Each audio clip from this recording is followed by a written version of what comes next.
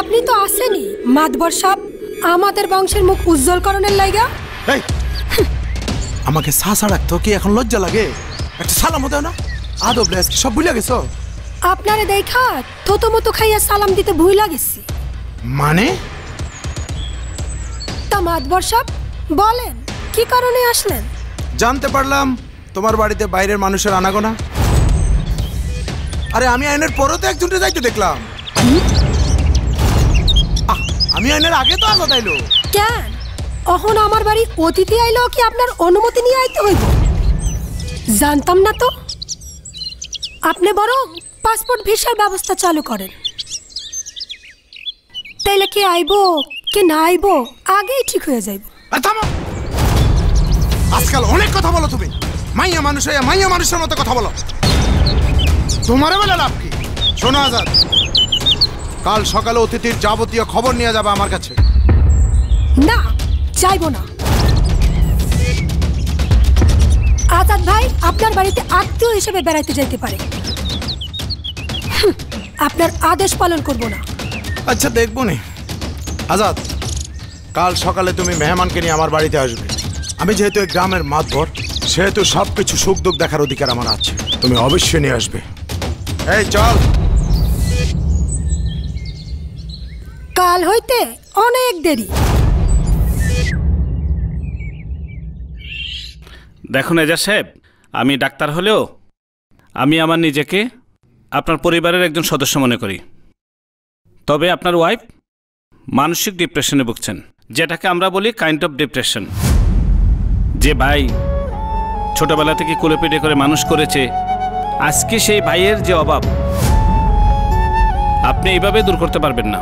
আপনি যদি তাকে পর্যাপ্ত পরিমাণ ভালোবাসেন, আপনি তার সাথে খারাপ ব্যবহার না করে একটু ভালো ব্যবহার করেন, একটু কাছে টেনে নেন, আর আরেকটা কাজ করেন, খুব তাড়াতাড়ি একটা বাচ্চা নিয়ে নেন।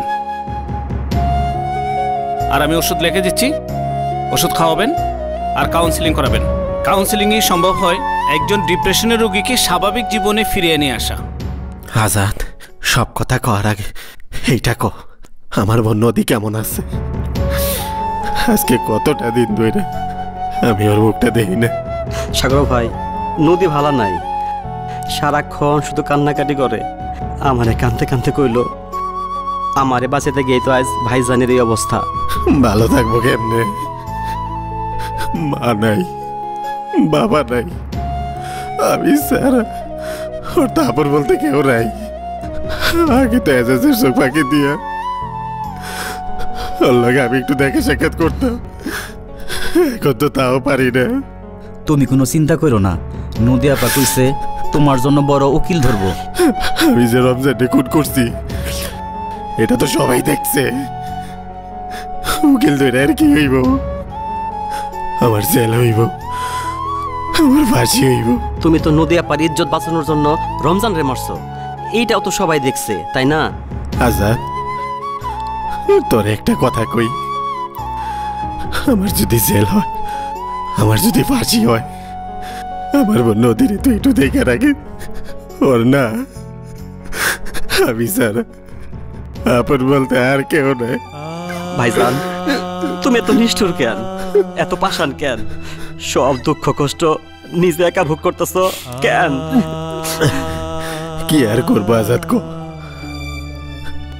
আমার তো কপালটাই পড়া, অন্ধকার জগতের মানুষ। জীবনে কত অন্যায় কত অপকর্ম করছি, কেন করছি এত জানো? শুধু আমার বোনটার একটু ভালো রাখার লেগে। মনে হয় না ওরে আমি ভালো রাখতে পারছি।